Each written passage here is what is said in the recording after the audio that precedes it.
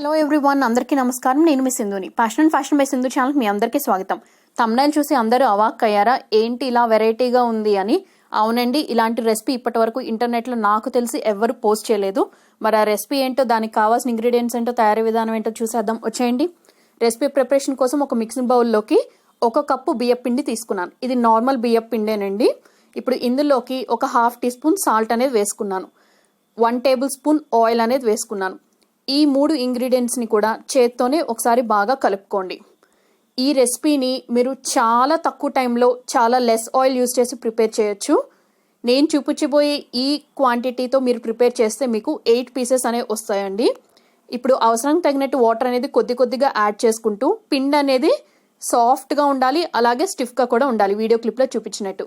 నాకైతే నేను ఏ కప్పుతో అయితే బియ్యం పిండి తీసుకున్నానో అదే కప్పుతో సుమారు ఒక 1/2 కప్ వాటర్ అనేది అవసరం పడింది. సో పిండి అనేది చాలా జాగ్రత్తగా పర్ఫెక్ట్ కన్సిస్టెన్సీ వచ్చేలాగా కలుపుకోవాలి. అప్పుడే రెసిపీ అనేది చాలా చక్కగా కుదురుతుంది. ఇప్పుడు చపాతీలు ఒత్తుకునే పీట లేదా మీ కౌంటర్ టాప్ మీద కొంచెం ఆయిల్ పెట్టి గ్రీజింగ్ చేసేసుకోండి. మనం కలిపించుకున్న పిండి మిశ్రమాన్ని 2 పార్ట్స్గా చేసుకోండి. ఫస్ట్ పార్ట్ అనేది ఈ చపాతీ పీట మీద పెట్టి ఇలా పొడుగ్గా లాగ్ షేప్లో ఒత్తుకోండి. రిమైనింగ్ పిండి మిశ్రమం మీద మూత అనేది పెట్టేసేయండి. దానివల్ల అది డ్రై అవ్వకుండా ఉంటుంది. ఇప్పుడు ఈ ఫస్ట్ పోర్షన్ ఏదైతే ఉందో దీన్ని 5 పీసెస్ లాగా నేను ఇలా కట్ చేసుకుని పెట్టుకున్నాను. ఒక్కొక్కటి చిన్న నిమ్మకాయ సైజ్ అంతా కట్ చేసుకుంటే సరిపోతుందండి. లేదా మీరు చేత్తో అప్రాక్సిమేట్లీ ఇలా తుంపుకుని చేసుకున్నా కానీ పర్వాలేదు. సో మీ కన్వీనియన్స్ బట్టి మీరు చేసుకోండి.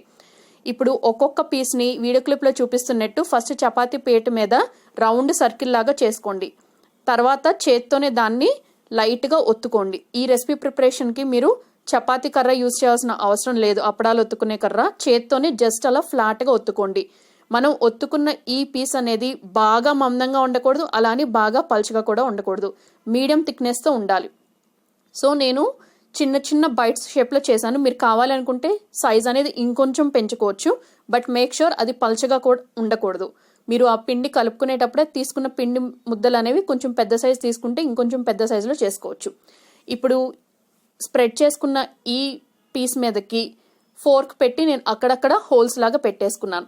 ఇప్పుడు దీని మీదకి కొంచెం పిజ్జా సాస్ ఉంటే పిజ్జా సాస్ వేసుకోండి, షెజ్వాన్ సాస్ ఉంటే షెజ్వాన్ సాస్ వేసుకోండి, లేదా ఈ 2 అవైలబిలిటీలో లేకపోతే టొమాటో సాస్ అయినా యూజ్ చేసుకోవచ్చు.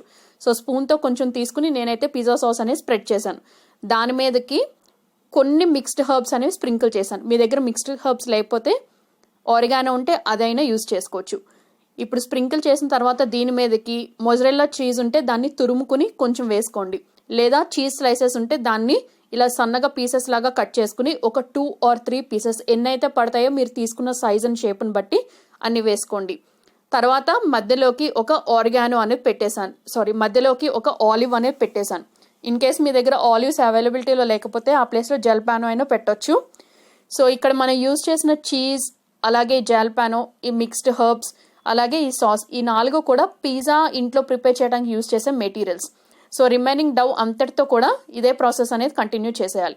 స్టవ్ మీద ఒక ప్యాన్ పెట్టుకోండి. ప్యాన్ని మీరేమి గ్రీస్ చేయాల్సిన అవసరం లేదు. మనం రెడీ చేసి పెట్టుకున్నటువంటి ఈ బైట్స్ ఒక్కొక్క దాన్ని ఆ పెనంకి ఎన్నైతే సరిపోతాయో అన్ని పెట్టండి.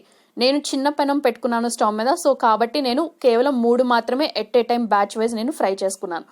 ఇప్పుడు చాలా కొంచెం ఆయిల్, వీడియోలో చూడండి, ఒక్కొక్క బైట్ చుట్టూ ఒక 2 or 3 డ్రాప్స్ వేసుకుని కేవలం లో ఫ్లేమ్లోనే అడుగు పార్ట్ క్రిస్పీగా టర్న్ అయ్యి పైన మనం పెట్టిన చీజ్ స్లైసెస్ అనేవి మెల్ట్ అయ్యే స్టేజ్ వరకు కుక్ చేసుకోవాలి.